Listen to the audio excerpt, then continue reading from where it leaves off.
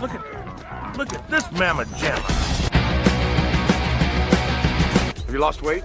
Come on, Coach, don't say that. So he's lost weight? Yeah. Expert at pushing people around. Yeah.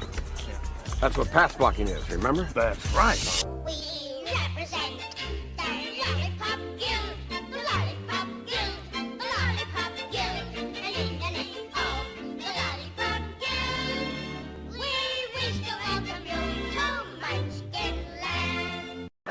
Thank you very much. What's up, everybody, and welcome to the Steelers Sanctuary podcast. I'm your host, Dave Rivero from SteelersSanctuary.com.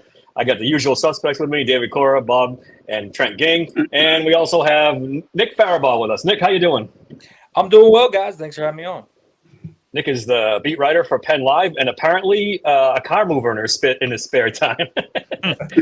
That was a pretty funny video we got to see there. Yeah, man.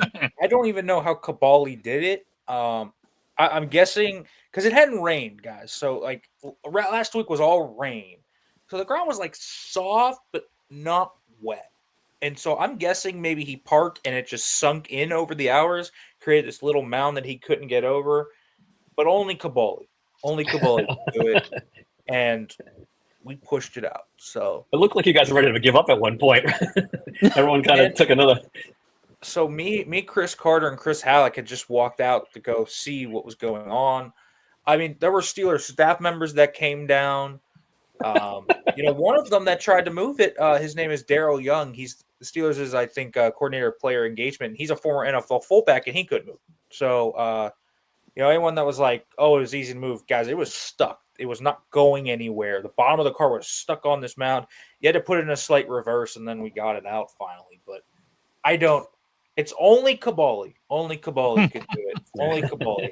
I can't believe it. But. Doesn't he always have something happen at training camp? Wasn't he the one that like broke his ankle or something at training camp too? Like, it seems like it's always him. Like he's got some bad luck at training camp. I don't know what's up there. He's a walk-in. He's like a walk-in funny man. Like something always happens to him. Like he tore his Achilles walking up the. If you've ever been to SoFi Stadium, SoFi Stadium, which is the stadium that houses the Rams and the Chargers in LA, there's a ramp we have to walk up to go get to the press box, and somehow while walking up that ramp, he tore his Achilles. I don't know. Damn. It's just like random stuff that happens to him, man. It's wild. He's like, is it Chris Farley on Black Sheep? Was that what it's called, where he's constantly getting hurt or something? What's the old John Goodman quote? You know you have a problem when they ask you to lose weight to play Babe Ruth. Yeah. All right. You should have called Darnell Washington. I bet he could have moved that car by himself. Picking up a sled. Absolutely. Well, let's start with him. He's having a hell of a camp, I hear, right? He is. And people, it's funny that the tackle stuff has popped up because I don't think he's had a better camp in terms of the passing game. Like that's been something that's popped. He and Rodgers have this natural connection. Like if there's one guy that Rodgers has instantly clicked with, it's been Darnell Washington. He's been winning on corners. He's been winning up the seam. He's been catching a lot of passes in the red zone. You saw that he had a fade route that he caught yesterday from Rodgers for a touchdown. He's just been really steady as a receiver. I don't know if that means he's taking a leap or if he's just finally getting utilized. We'll see, but I think it's possible he gets more run in that area. He's obviously been great as a blocker. It's kind of what his calling card is. Washington's been awesome, though. It's really fun to watch him out there because he's just such a unique player. He's way bigger than Broderick Jones, which is like crazy to think about. Unbelievable.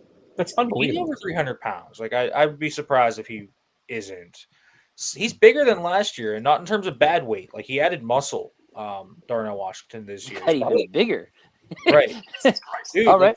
Last year there was a little bad weight on his frame. He cut that bad weight and added more muscle. He's stronger this year. Darnell looks great. If there's anyone that looks really good this year, it's him. And so I think he's poised for a pretty darn good year. Wouldn't be surprised if a year from now we're talking about Washington getting a contract extension. That's great news. I love that guy in the draft. And then I was sad to hear because of the knees. That's why he was falling, but I was glad he ended up in Pittsburgh. Are there any ill effects, Nick, from I know his rookie camp? It seemed like people said, he could barely walk and he got on the field anyway. But are there any ill effects from those knees? Any lingering? Is he healed? My guess is that's more of a late career thing for him. Listen, he walks around in like an odd way. He's kind of knock-kneed. If you ever seen the way, if you go back to like early career Zion Williamson, he walks the same way. Wow.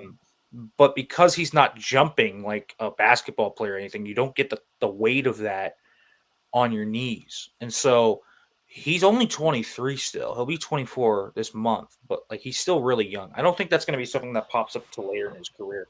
I think he's good for a good while here. So yeah, he like walks weird, but it's honestly gotten way better over the years. He looks better, walking now than he did as a rookie. Maybe he was dealing with the knee issue then and they cleared it up. I don't know. He looks better. He's running well. He's kind of a full build-up speed guy, but when he gets 15 yards down the field and he's running a post or a corner or a seam, whatever, he can run. Like for a guy with 300 pounds, he can really move. And so yeah, I don't think the knees are going to be an issue anytime soon in his career, maybe later, but there's nothing I can see in his game right now that I say, man, the knees are an issue. When him and the rest of them are in that 0-4 personnel that we're hearing about now, like where are all these tight ends lined up? Could you give us an idea where, like, do you remember where everybody was lined up in 0-4 personnel? I'm just curious. Well, I mean, they line up in different spots every time. It's Really, weird. they're rotating all of them in different spots. Like, Yeah, I mean the commonality is John, who's always split out, obviously, and that's kind of going to be the commonality in most of these.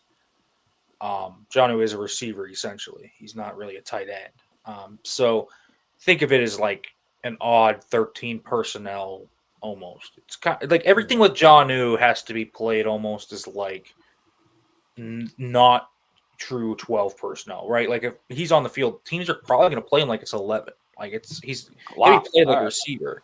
Okay. Then they're going to ask their slot corner to go after him. And, I mean, Johnny can win. And Johnny's kind of interesting because you play base against him and you respond to him like true 12 personnel, he's going to burn your linebacker. And then if you put a slot corner on him, he can block the slot and he can probably win over the top against it. So Johnny's a cool little mismatch piece in that regard.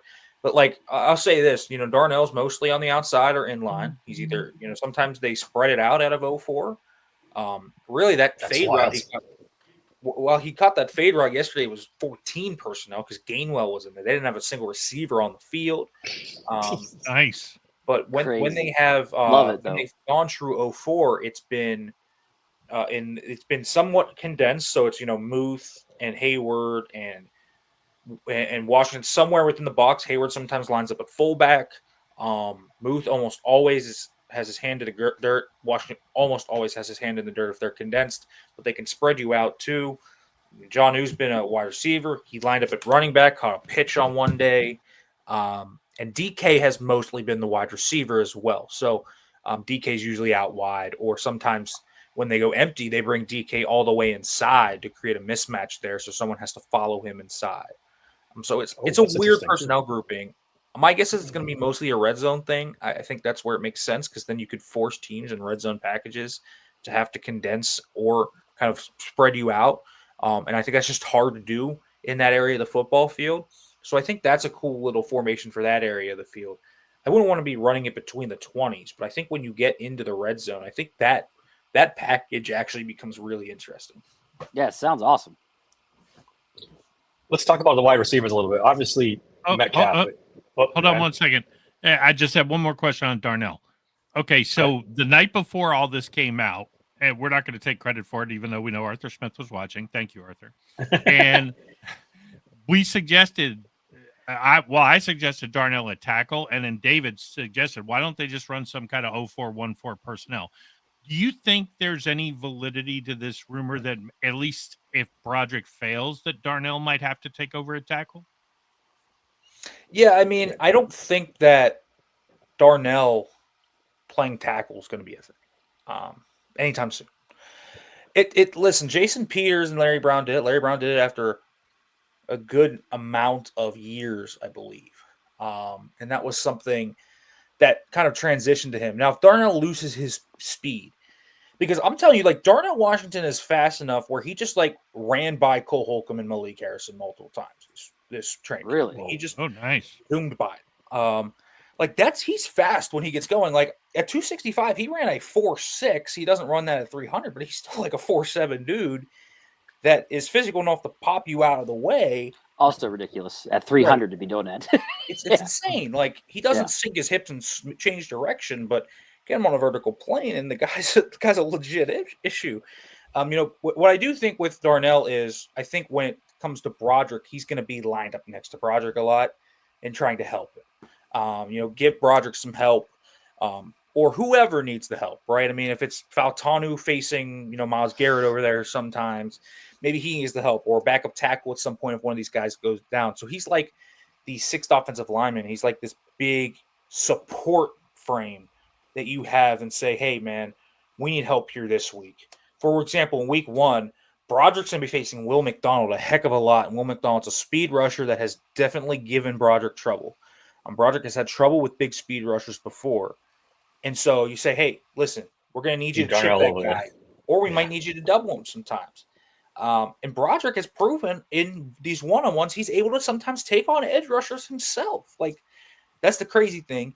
He's not going to be able to take on TJ Watt caliber edges. TJ Watt disposes of him a good bit when they face one-on-one. Like, he popped him under his pads and on Friday night when he really blew him back on a bull rush. But I mean, we're talking about, the smaller, speedy guys like Nick Herbig, for example. He shuts him down in a lot of ways just because he has that type of technique. And Broderick sometimes, I think Broderick overthinks a lot, man. I think, like I was talking with Pat Meyer in the spring, and the issue with Broderick has always been, man, sometimes the hands and the feet is all good, and then the pad level swells, or the pad level and the hands are good, but the feet are crisscrossed, or you know what I mean? Like, it's always something different on every snap.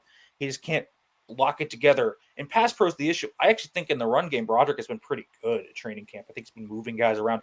Like, I think I've seen more rookie year Brod where he had struggles in pass pro, but was a positive force in the run game. I just haven't seen a ton of it because he's only practiced in one padded session. So I think we're going to see that more. Yesterday, he was kind of still in and out. But as for right now, we're kind of see that. But I think Darnell will help him out a lot. Jalen Warren probably will too. But I don't think Darnell's going to become a tackle or anything. But I do think his ability to block is going to be a nice little factor for him. We got a question from the chat. It says, Nick, any idea why CA3 was on the sidelines lately? Did he pick up an injury? I know there was speculation he was going to be included in a trade, and that's why they pulled him off the field. Yeah, no, that's not why. He's banged up.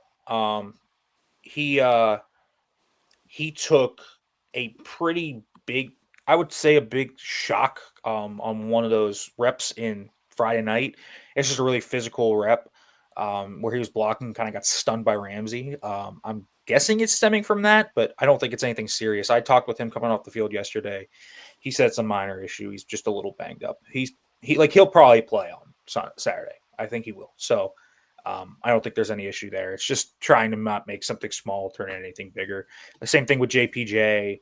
Same thing with Benton missed 2 days with a little issue with his wrist. These aren't big issues. They're just bumps and bruises where, for example, if this was during the season, I think Calvin would be a full practice. So I don't think it's an issue. Well, since we're on the wide receivers now, has anyone stuck out not named DK Metcalf? I know people have talked about Scotty Miller a little bit.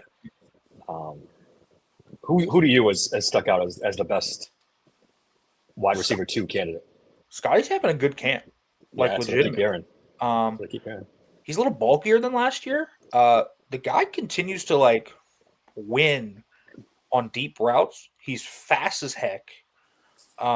He's just kind of solid. He's got good hands. He doesn't really drop a lot of passes.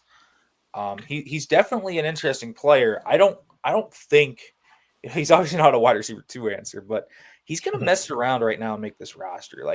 If you are making the roster right now, you can't keep Scotty Miller off it. He really absolutely should be on the roster. I mean, I was of the belief last year that he was their 3rd best wide receiver. I truly do. I think he's better than Gibson. I truly believe that.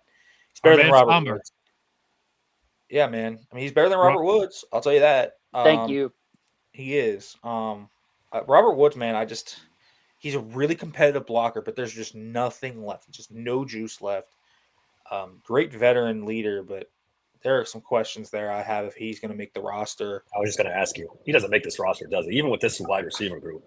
I mean, this wide receiver group probably does. I don't know how you keep him off the roster. He's your big blocker. I think you have to keep him on the roster for that alone. But I'll tell you this: like from what I've seen so far, Van Jefferson was a better player than last year than Robert Woods is now. Like I think that's truly. That's not saying much. Like I truly believe that. Like so, I mean that's why Roman Wilson's been running over Robert Woods in every single first team rep. Roman's been a fascinating player to watch because he has been kind of all over the place. Sometimes he's just very quiet. Sometimes he doesn't get targeted and he burns guys and should be targeted. I've seen him burn Ramsey a few times on plays he's not targeted. So there have been like some not great stats coming out about him because he hasn't been targeted a ton. I don't think he has a great rapport with Rodgers at all. There have been multiple times where Rodgers has kind of gotten angry at him for running the right route depth, not flattening this route here, et cetera, et cetera. That has been like oil and water. They have not had a connection at all. So I don't know what Roman Wilson's going to be like this year. It's kind of fascinating. He's been pretty quiet, but he's had some moments of wow. I think he's probably going to be your wide receiver 4. I still think they're going to add somebody. Rock Taylor's had a nice little camp. I do think that's someone that's been pushing. I do think Rock Taylor has had a nice camp.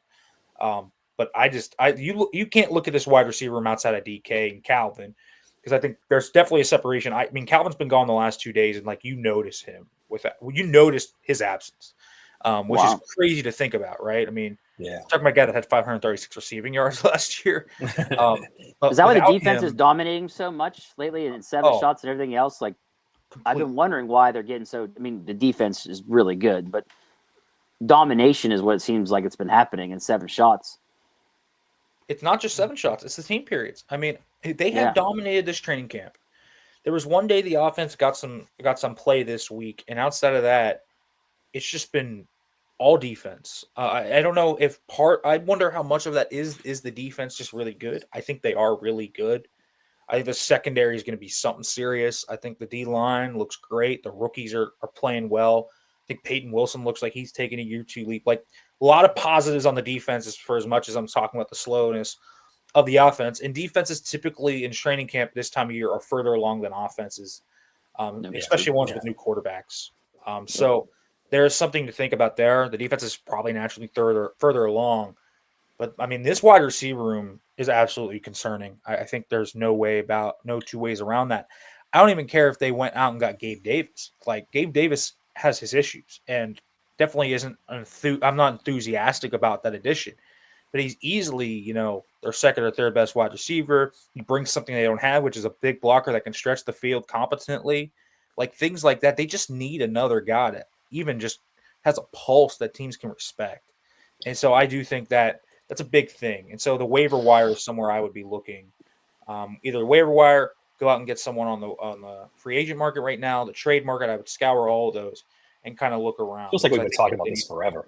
Like it's been year 2. It's year 2 talking about. I mean, it goes back to Allen Robinson and that. Well, they had DJ and Pickens then, but since this has been crazy.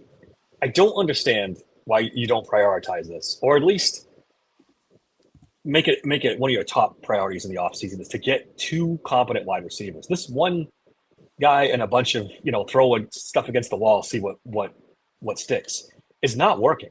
It's just not working. It was a big Achilles heel last year, and it's going to be again unless they figure this out. And we could talk about waiver wires and stuff like that, but is that really going to solve the issue? Move the mark, yeah.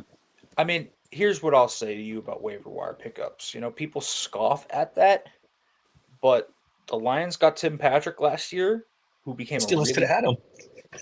Right, and it's become a really integral part of their run blocking. Has become, the stats as a receiver aren't great, but he was still a competent threat. And when you have Amon-Ra St. Brown, Sam Laporta, JMO, and other players, he's just naturally not going to get as much targets. But he was a real key part of that offense. Sure. And then Noah Brown with the Commanders, got hurt. Was having a really solid year. There's probably going to be 1 or 2 of those this year. Like, someone's going to be out there that will be able to help the Steelers.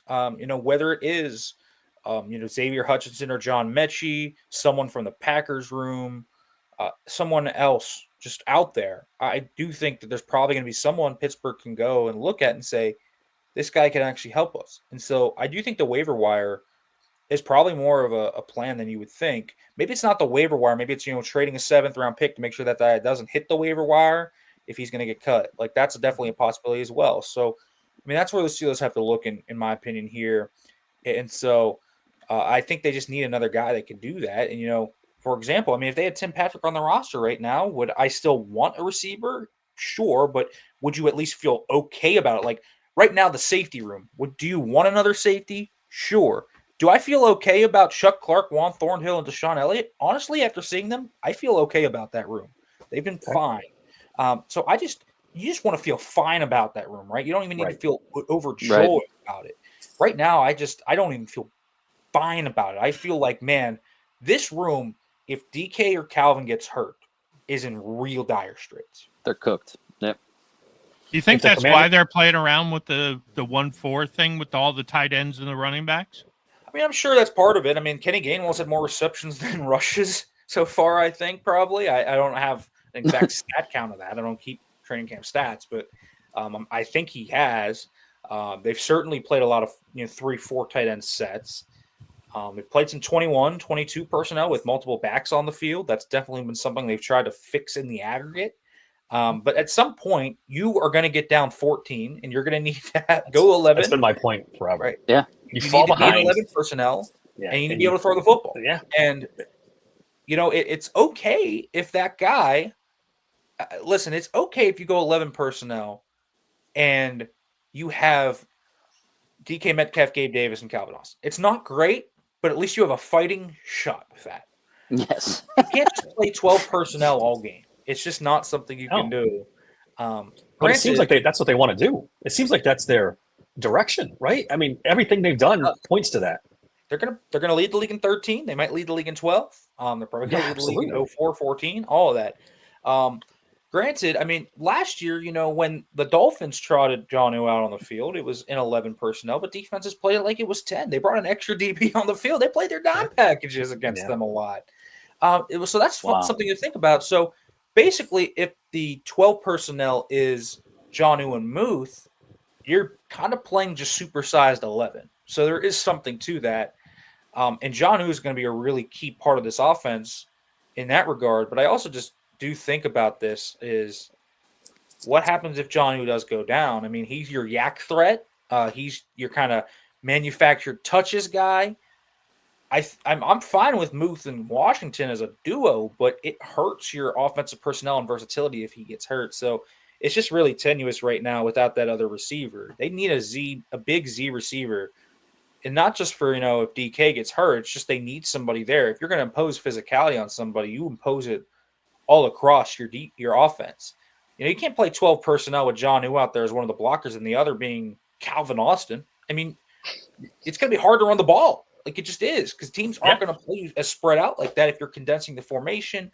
There's just a lot of odd fit with that. So the Steelers have to figure out how they want to play their 12 personnel packages. But on top of that, they absolutely have to get another wide receiver.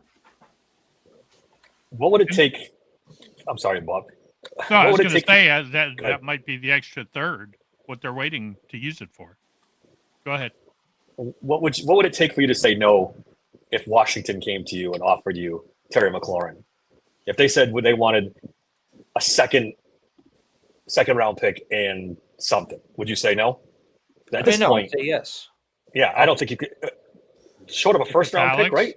I don't even. I'm going to be real with you guys. I know we're discussing Terry McLaurin. I don't even think it's worth the discussion. He's not leaving.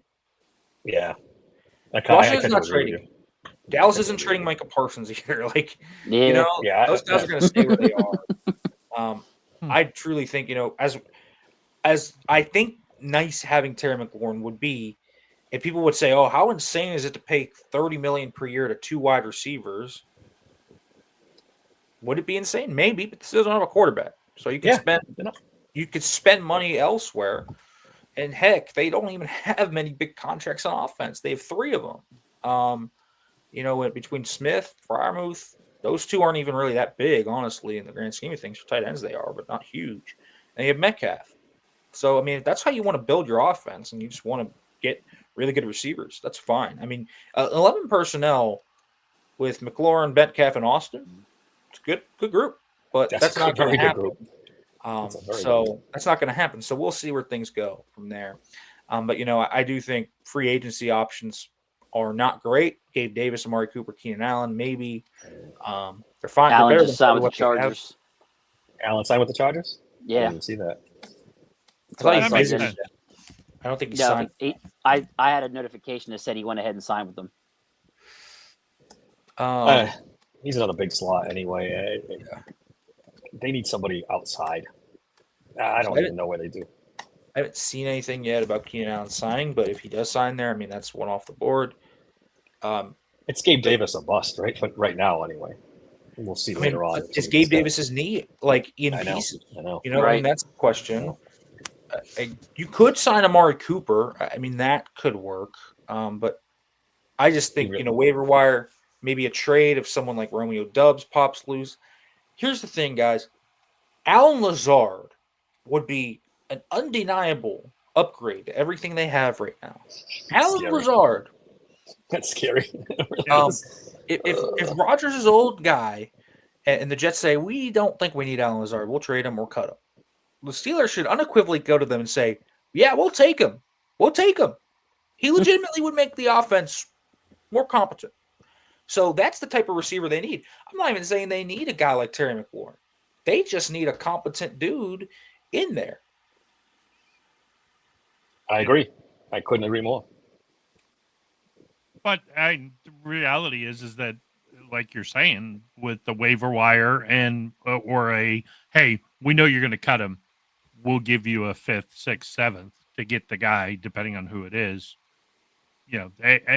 Do we think Omar is just he's not fallen in love in a McLaurin deal? Somebody mentioned the Ayuk thing. I don't think. Unless I'm reading it wrong, I don't think you think it either, Nick. I don't think they're in on McLaurin unless Washington gets desperate. Yeah, I mean, and I think they're in on McLaurin in the way that they are hoping he becomes available, but I don't think he's really available. And I certainly don't think that they necessarily think that's very realistic. So, yeah, I mean, that's not realistic. Maybe Romeo Doubs or Dontavian Wicks becomes available, but where's Christian Watson's recovery at? Like, a lot of people are talking about the Packers room, like someone has to get cut. Someone does. And Christian Watson tore his ACL last year. Very possible he's on the PUP list. Maybe at the trade deadline, but not a guarantee at all that any of those guys get cut. So, I mean, we'll kind of see what happens. Tampa Bay's, I think, a room to monitor. Maybe you can look at New England. They added a lot of guys there. Maybe a Kendrick Bourne is available or someone like that. Keyshawn Boutte, someone like that I think could make some sense for the Steelers. So just think about some of those rooms that you could look at. But yeah, it's right now. It's not like, oh, this room is good enough. It's not. I don't know if the Giants would do it, but a guy I really like is Wan'Dale Robinson. Do you think that's worth a phone call to just ask? He's a small guy too, though, right? Isn't he? Yeah, he's a smaller dude. I don't. They do play him outside. Yeah, they play him like outside, like from condensed formations. So it's kind of like Roman Wilson-y in that way. I think I'd rather get a bigger guy. But if the small guy's good enough, could do it. But Wan'Dale's got like some insane stats. I mean, we're talking about a dude that like went in terms of yards per catch is like on the Ryan Switzer level of him. He had 93 receptions and only 699 yards.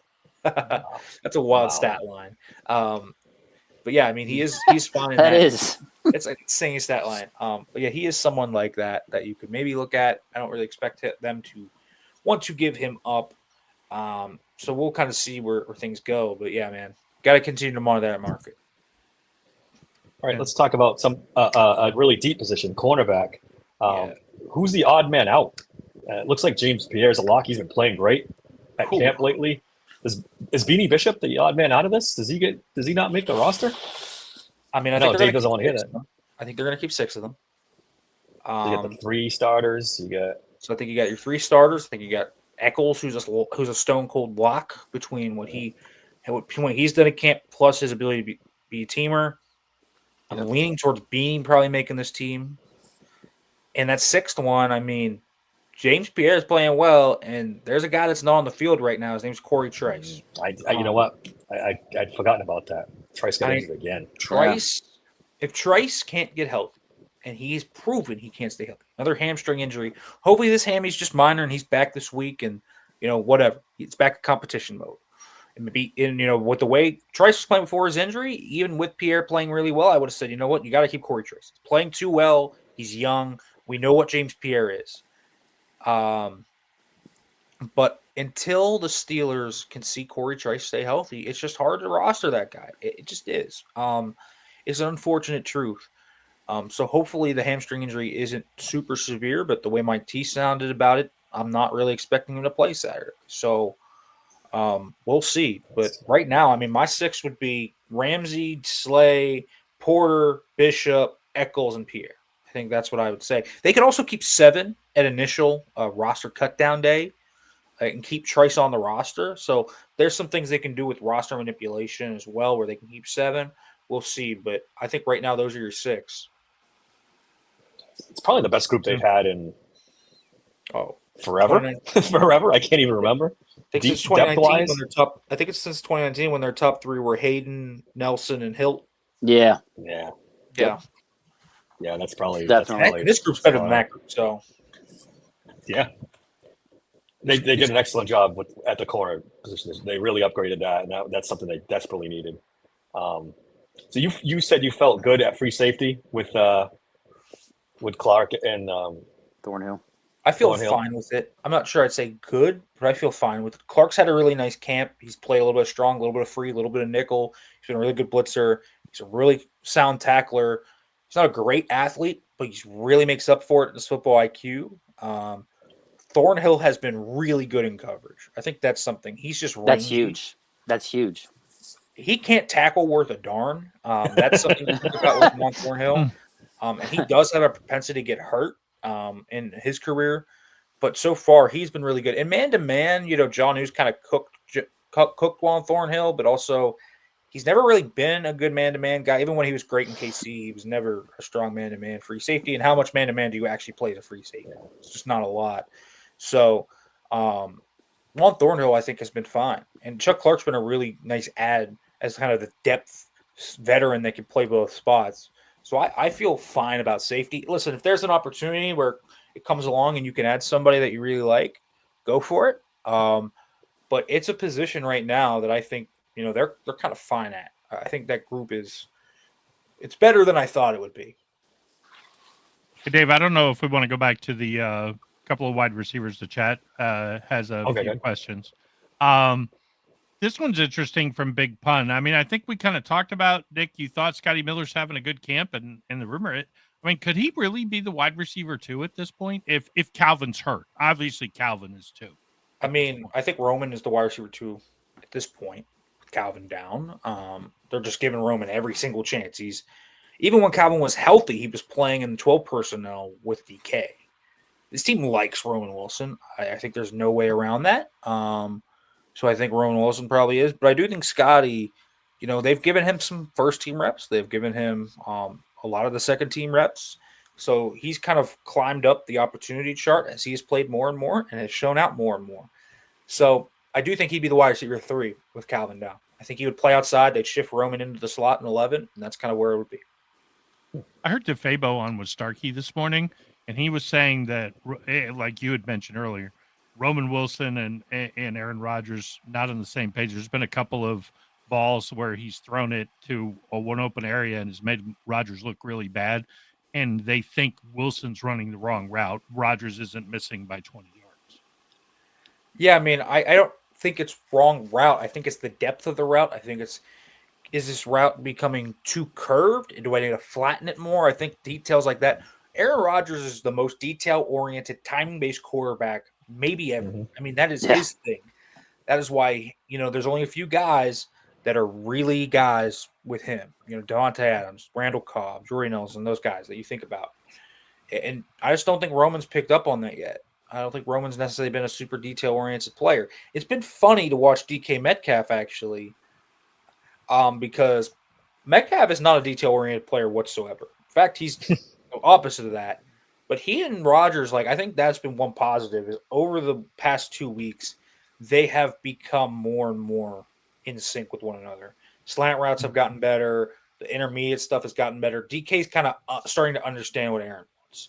I just don't think it's clicked for Roman yet, and I think that's something to be concerned about because Roman right now in 11 personnel is going to play, and so that needs to come along sooner rather than later. Any, Go ahead, Mark. Go ahead, Dave. I was just going to say, any thoughts on this? I think this is crazy, but I mean, Hunter Renfro, have you heard any buzz on that? I mean, No, he's been out of the league for 2 years now. I haven't heard about that. He's with somebody, I thought too, isn't he? Carolina, right? Yeah, he's with in the Carolina. Panthers. And he seems to be doing good. They're not going to cut him. He seems to be doing well for them. So that Panthers wide receiver room, I mean, I don't know. You could maybe see somebody pop up with Tet now there. Xavier Legette has been not good from what I know. So that's something to think about. But, I'd be thinking more about like, I don't know, could you maybe get Adam Thielen? I mean, that's something to think about. We could Remember only last trade deadline, everyone was like, don't trade for Thielen. And then it turns out Adam Thielen has something left in that tank because he was pretty good second half of last year. So maybe that's a name to watch. But Hunter Renfro, I mean, I haven't heard anything about that. I mean, to be wholly fair to you guys, I haven't even heard of prospective names they might target on the waiver. Like, we're so early in this. There's been one preseason game played. Let's see. All of August, yeah. We'll see who's going to be maybe on the outside looking in, and then talk about names. Yeah, maybe the offense comes out and is a revelation by saying, hey, look, maybe the defense really is that good. Like you said earlier, if the defense is really that good, maybe they're struggling for a reason. All of a sudden they look, not awesome, not world on fire, but if they at least look competent. Right. Do you think they'll play Aaron on Saturday? No, I don't think he's going to play. I think he'll play next week against the Bucs. Usually game 2 is the dress rehearsal for the Steelers. That's what I said. I think he'll play too. There. I think they'll probably play some considerable players this week, but I mean, I think players like I don't expect DK to play. I don't expect TJ to play. I don't expect Cam to play. Ramsey's probably not going to play. Like those guys are probably going to sit this week. Do we see Robinson go double duty? I was just he read my mind. Is Mike Robinson a fullback? Is this real? Is this going to happen? It was one rep yesterday in the goal line period where he just smoked Patrick Queen. He could do it. I have a feeling he could do it. He could. He's not the first to smoke Patrick Queen, and he won't be the last. But anyways, go ahead. Mike T kind of downplayed it. I don't know if it's anything. I think it's an experiment right now. We'll see. But if he makes the roster, it's a nice little curveball to have. I think that's nice to know. You have another kind of option on the goal line to utilize. So I don't know how much of it's a real thing. It was one rep. Somehow they had a white 93 jersey laying around. So that's good on the equipment staff. But I don't think it's something 100% to buy into right now. But we'll see how it goes. I wouldn't be surprised if we see more of it. What's the latest on Alex Highsmith? Have you guys heard anything new? Is he weeks, days away from coming back to practice? Yeah, I mean, I think he's going to be out for a week or so, probably. I don't think he's going to play this week, more than likely, which is fine. They need to let that heal. He's the groin every time with him, right? He's just like had an issue of groin issue. Third or fourth time. Yeah, he had one in 21. He had a minor one in 23. He played through that one. Suffered one around this time last year, missed 2 weeks, was fine for a month and a half, re-aggravated in the Chargers game, missed 3 games. Now he has this one. And I'm a little concerned this could pop up again early in the year, so I would take the utmost cautiousness with this. Yeah. For his credit, Alex has not missed much time at all in his career. Last year was the second injury he missed with, there's nothing he can do about that. You step on the quarterback's foot and roll your ankle horrifically. I mean, unfortunate injury, whatever. This guy has missed in total before last year 1 game in his entire career. Mm-hmm. So there's this weird notion that he's like injury prone now. I don't really know where that's from. He has this groin issue that I think keeps popping up, but He's been lucky enough to not miss much time with it. He's missed 4 games total over 5 seasons. So that is something to consider with him. I mean, certainly if I were the Steelers, I would want to get that fixed. I think their strength and conditioning staff, I think one thing we don't talk about enough, the Steelers' strength and conditioning staff sucks. It is bad. Yes.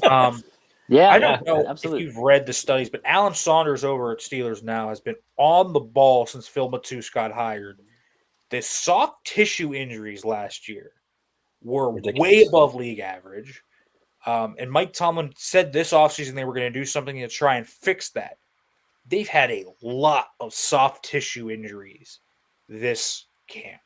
It's more than usual. It's more than I remember it being. It's just guys continuously popping up with these injuries. And so, I'm going to be real with you. Like, I truly think that is an issue that they need to get solved. It's not Highsmith specific. It's all of that specific. But they had injuries that just popped up soft tissue wise last year so often that it's hard to not put it on that staffing change. And I've heard, from some players that there's an issue with the strength and conditioning staff this season. It seems like some of them have been a little bit more encouraged by that. But let's look at some of these stats. So I pulled up Allen's page and his story that he wrote right before training camp. The Steelers had 37 soft tissue injuries last year. 37. They lost 8. Jesus. So that's a lot. They lost 223 total games across their roster, the 5th most in the league last year. That's a lot. It is a lot of injuries. But soft tissue injuries are the ones that are preventable. It's really hard to prevent an Achilles tear. There are probably things you can do, but not easy things. It's hard to prevent someone from separating their shoulder. It's just hard to do that. Those things are incidental. However, the soft tissue injuries, really, really easy to prevent. And in some ways, it's imbalances, it's different things. I mean, don't have your quarterback push a sled in the conditioning drill. That's one thing. Just a thought. Oh no! Right. Let's not get crazy here. So here's the thing. So the Steelers lost 23 games last year to the soft tissue injury. It's a lot of games. That's a lot of stats. That's nuts. In the year before that, they lost a heck of a lot less. It was significant. And if we know the Steelers, they don't move on from people very quickly. What's the contract for these strength and conditioning coaches? Is it 5 years? Because there'll be nobody left. I think at the end it's of this thing. normal position coaches, so I think it's 2. So they could theoretically move on after this year. I mean, Let's we'll hope see how it plays out over the season, but there's a lot of soft tissue injuries going on with this org. And I think it's a problem. Our friend Robert, who doesn't know what the caps lock button is for, you can turn it off, buddy. This is actually an interesting question. I'd be interested to hear your opinion on it. Now that they've gone away because of the CBAs from the two-a-days, do you think there's more injuries now than there were back then because they were practicing so much more? It's possible. I also do think that injuries nowadays are heightened because these athletes are just more explosive than they've ever been. I think that's part of it too. Vaughn. These guys are bigger than they've been. Can't afford it, Vaughn. Grok, jeez. These guys are bigger than they've been. They're more explosive than they've been. It's just they're maximizing athleticism, and I think with that, for example, we've seen a lot more Achilles tears across sports recently. I think that's something to think about. So I do think that's part of it, but that makes muscle imbalances and things like that so much more important. And I think, I look at Christian Watson with the Packers. He just had this issue of repeatedly just pulling his hamstring. It just came up every year. And they realized, man, your left leg is super muscularly imbalanced compared to your right. And sometimes it's how guys work out. Sometimes it's how they lift. Sometimes it's how they target specific areas, and they don't even realize it. And that can actually predispose them to certain injuries. So it's something to think about. With Highsmith, it's a little different because it's been both sides. So there's a little difference there. But just something to think about that I'm not sure the Steelers coaching, strength and conditioning staff has necessarily been focusing on a lot. That's a perfect example of somewhere they could help Right. him is that groin thing. You pay these guys, figure it out. Why does he keep injuring that groin over and over and over again? Yep. It's something to think about. If it pops up again this year, come back to that. Honestly, on the strength and conditioning thing, you got one of the greatest physical specimens who's ever played NFL football. And I know there's harsh feelings in the organization, or at least it's perceived to be that way. Why not go to James Harrison and say, hey, man, would you consider doing this? I don't know if he's got the personality. Yeah, I mean, and I also don't know how much Harrison knows about the sciences of it. He certainly knows how to get big and buff, and that's something about that. But there is a science edge to that where, does James Harrison really know why Alex Highsmith keeps pulling his groin? I think that's a question. And so I do think if you wanted someone to put workout plans together, he could do that. And that's a big part of that too. But from what I know, unless you're like overweight or just severely underweight, the Steelers don't necessarily go to players and say, hey, man, we need you at this weight. They kind of just let the guys go. And that's what most orgs do. And so like Broderick shedding 20 pounds, I think that was him. I don't think that was the Steelers telling him to do that. Warren bulked up a little bit. I don't think the Steelers told Warren to bulk up. He just did. They gave him like workout plans. If Jalen comes to them and is like, hey, man, I want to gain 5 pounds. I want to, build a little muscle in my lower half. They'll tell him, okay, this is how you do this diet-wise. This is the workouts you can do. So that's kind of what a strength and conditioning staff does. But the biggest thing a strength and conditioning staff does too is how do you properly stretch? What lifts do you need to focus on this offseason if you keep having this repetitive injury? Trice now, for example, 2 straight pulled hammies. There's another one. Yep. And that's pretty common for players that come off ACL injuries, right? Calves, hamstrings, because what ends up happening is when you immobilize that one leg, oftentimes the other leg you could still work out on gets stronger and it leads to an imbalance, or you don't have the strength around that knee and your hamstrings are overcompensating or whatever, these muscles overcompensate. So that's what the real value of having a really good strength and conditioning staff is having guys that can come around and say, hey, here's how you fix this. If you're coming off a major injury, for example, Cole Holcomb is a guy, coming off major knee injury. How do you make sure that his quad and his hamstrings and the muscles around his knee don't have to overcompensate so he doesn't suffer soft tissue injuries? That's often the biggest thing with guys coming back from major issues is they just end up hurting these muscles because they were immobile for so long and weren't using that leg that it naturally happens and it overcompensates. And so that's something to think about too, that I'm not sure the Steelers strength and conditioning stuff is doing a good job of right now. I would totally agree with you. Let's switch gears a little bit, go back to the offensive line. Broderick was down for a couple of days, and it seemed like Dylan Cook was the first man up to replace him. Is it him? Is it Calvin Anderson? I think it's Calvin. Yeah, you still think it's Calvin? So, I think what they were doing there was, Calvin Anderson's going to be the swing tackle, so he needs to work it right and left, and the plan that day was for him to work it right. He's played more left in his career, so more reps at right. So they just kind of gave Dylan Cook the first team reps. Dylan Cook's been really good doing those things. Like his reps for Lincoln have been very, very encouraging to me. He's athletic. He's a highly smart player. There's some issues with his game. I think in terms of play strength, he's a little light. He doesn't get bullied necessarily. Like he'll go against Highsmith, Herbig, and Sawyer and compete. He'll split with them 1-1. He's competitive. He, to me, is really good depth. He plays both tackle spots, both guard spots. He can play 4 different spots.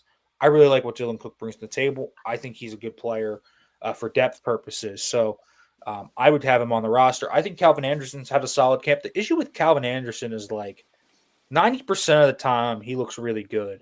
And when he loses bad.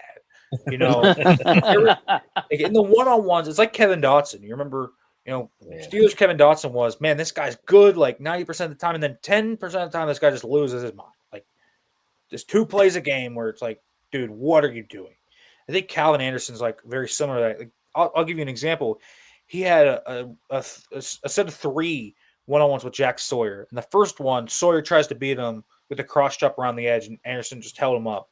The second one, Sawyer just Hesse faked him inside, chopped his hands down, and he face planted to the ground. I mean, it was nasty. And the third one, Anderson won, but like that's the encapsulation of Calvin Anderson. He's like good for most of the time, but then when he loses, he just gets crushed. That's probably what happened when he came in for that one game for that one play against the Giants last year where Russ got sacked. Because then you watch the Ravens game, you're like, dude, you were fine. Like so I think Calvin is kind of a fine swing tackle who loses his mind every now and then. I think Dylan Cook is fine. I think in terms of tackle depth, the team has probably more tackle depth than most teams in this league do. That's just not very abundant around the league right now. And Broderick, we'll see where he can go. But I've been encouraged by Dylan Cook, and I think Calvin Anderson has been a perfectly fine swing tackle. What about Fotano? Sounds like he's been doing really good. Yeah, he's had some really nice days. And I think he's taken his lumps because he faces TJ Watt. And that just, I think, has made him better for it. I really like Troy's mentality. I really like his ability to work the zone run game because he gets out and around those guys. He's really athletic. He's really strong. He has some issues against speed rushers and kind of opening up the door to the inside. So there's some things to work on there. He's not perfect, but he's really solid. And you go back and watch his tape from the Broncos game. When you face that Broncos defense early in the year, the only guy that everyone thought was an issue was Pat Surtain. Well, it turns out they had a pretty good defensive line. Very good. And Faltano drew Nick Benito on most of those reps. He did a really nice job. He faced Jonathan Cooper, two really good players, Cooper and Benito, and he did a really nice job in that matchup. So I think Troy Faltano is going to be a pretty good player for the Steelers. And he continues to, because him and TJ Watt go back and forth. If you're splitting with TJ Watt, I think you're doing something right. Yeah, agreed. Did the Browns really sign Tyler Huntley? Yeah. Vaughn's usually pretty good on the info. Why? What are they doing with quarterback? Yeah, Shador's been dealing with a shoulder issue, and then Kenny has that hammy. So I guess that's right. I forgot Kenny Pickett was hurt. That's right. I forgot about that. I got a question. So I believe strongly that the Steelers' defense is best when they have players who play with edge, who are borderline nasty. Is Jalen that dude? Is Jalen going to bring that component to the defense finally? I think this whole secondary is they talk, man. They sure. That's good. Juan Thornhill, man, will not shut up. That's been one thing that's been very clear. Juan Thornhill doesn't shut up. He just keeps going on and on and on. Slay has a little bit of that edge to him. Ramsey definitely does. The Steelers offensive players have gotten a little tired of Ramsey at times, just chirping them. Beanie Bishop has a little edge to him, but this secondary, Deshaun Elliott obviously is like a real life troll, so he'll talk too. But this secondary has started some fights. They chirp at these guys. So Ramsey's going to be one of those guys that can be nasty and mouthy, but this secondary backs him up on it. So that's going to be part of that secondary's identity for sure.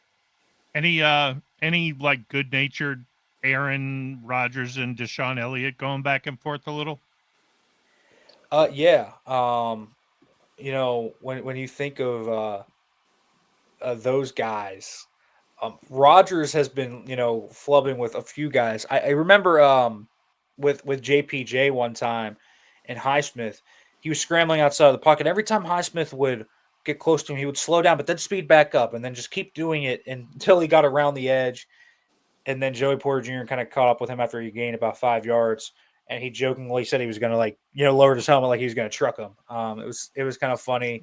Him and Ramsey kind of go back and forth sometimes. I remember one time Jalen said right before the snap, "Hey, Aaron, throw this one to me."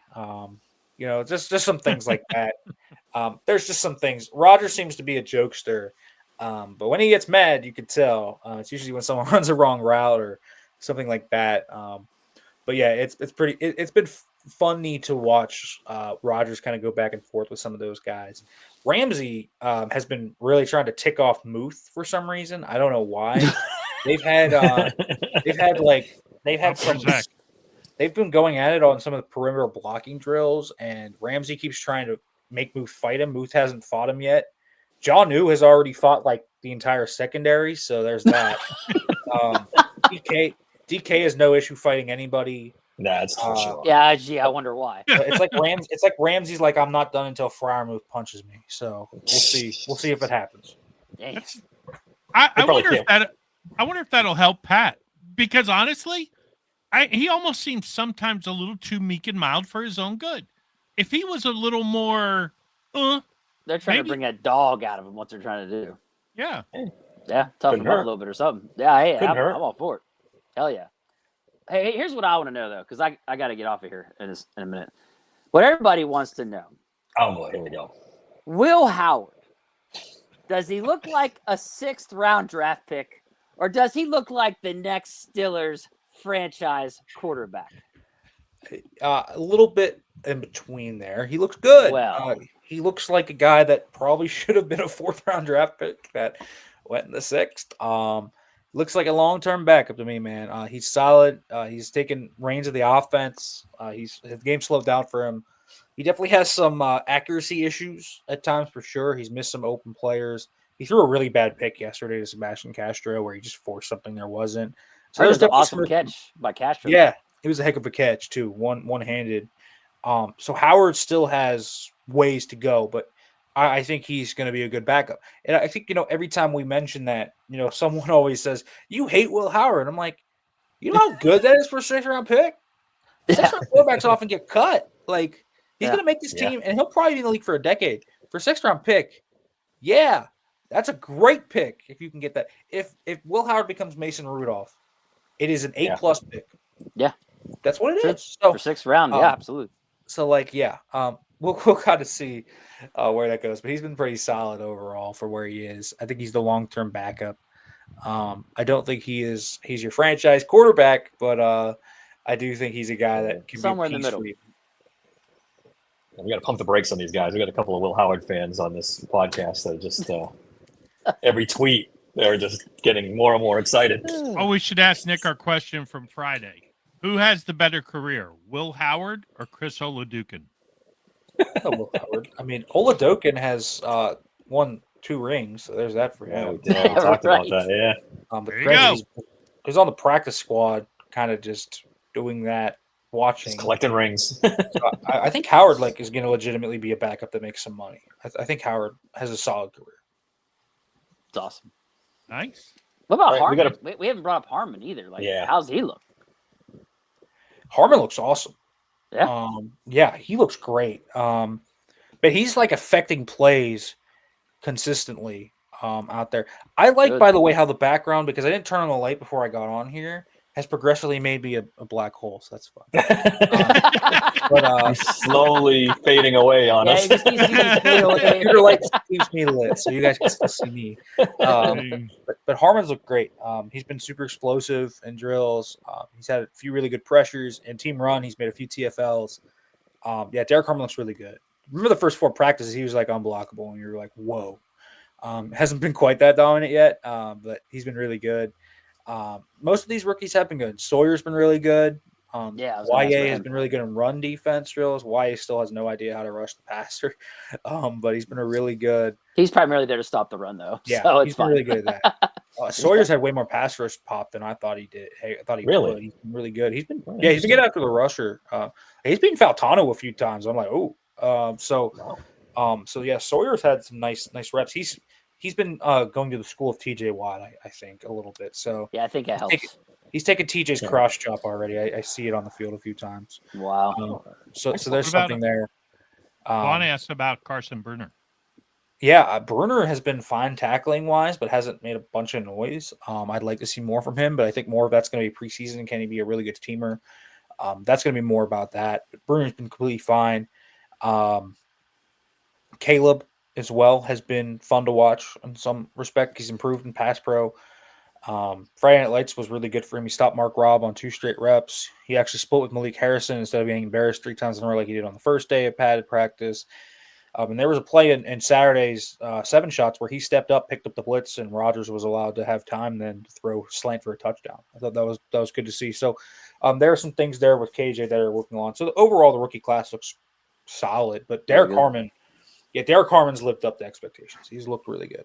Awesome. That's awesome. Nice. Yep. Just right, I know David's got to get out of here. I just have one more quick question. is and now I just forgot. Go ahead. Sorry, I forgot. I'm old. I was just going to say, but to wrap up, we get the first preseason game on Saturday night. Who are you looking forward to seeing the most? A couple of guys that you're really looking forward to see what they do in the preseason. I'm really excited to see some of these rooks. KJ, I think, is the one I really want to see the most. Harmon, I kind of know what he is, but I'm really excited to see Caleb Johnson just kind of in his element out on the field in wide zone runs. Defensively, I really am excited to see Jack Sawyer, actually. I've just been impressed by him overall. So those are two players I'm really excited to see. I want to see Roman Wilson finally in a game outside of just 5 snaps. I think that'll be fun to get some extended game tape on him. So I think those three players are probably I remember my question. Go ahead, Bob. Okay. Wrap it up. Okay, real quick. Do you think Peyton Wilson has taken enough of a step where they take the green dot off of Queen and put it on Peyton? No. I think he's been really good, but I think PQ is going to be the green dot. I have a hard time seeing them take that off. I think those two are going to be on the field a heck of a lot. I don't necessarily think we're going to have as much of a three-way split as we did last year when you saw E-Rob come on a lot more. And I think the three right now is a fun competition between Holcomb and Harrison. I think Holcomb's been the better of the two. So we'll see how that goes. But I think PQ is going to be the green dot. PQ is still running as the dime linebacker. So there's that. It's not Peyton. But I do think Peyton's been very good. I also think PQ's just been better. That's the thing about this defense this year is they are going to be more downhill, attacking, and aggressive. And when PQ is able to just run with his hair wild on fire and is able to blitz and is just able to go ball, get ball, that's when PQ can really be good. Yeah, that's what he's really good at. And so I think this defense this year is just going to fit more to what PQ does well. I thought last year he was like a square peg trying to fit into a round hole. Dave says that all the time. Steelers do that a lot with their players. Yeah, they do. But this year, I think PQ's naturally more of a fit and will probably have a better season as a result. Awesome. All right, Nick, we appreciate you coming on. There's a lot of good information. Check out Nick's stuff on Twitter. He's all over the training camp. He's a great follow for all his following the Steelers training camp. I love how he's done the fade for us. Yeah. Fade to black. It's over. Nick was like, ooh, let me go. Yeah. Man, I fade into the blackness. That's what I'm doing. All right. Thanks, everybody in the chat for, again, a great chat as always. Don't forget to like and subscribe. And we'll catch you again on Thursday night for another Steelers Sanctuary podcast. Aren't we switching to Friday? Oh, that's right. I'm sorry. Friday. Why did I say Thursday? Yeah, Fridays. We're going to switch to Friday permanently. Yeah, Friday is our permanent day. Until then, thanks for listening to Steelers Sanctuary podcast. But he's not weird or anything, is he? No, he's totally normal. I think you should be working at the snack bar. You better relax, Bob. I mean, normal for us. All right, let's go. Now you've had enough. Okay, crazy guy. I'm gonna go home now.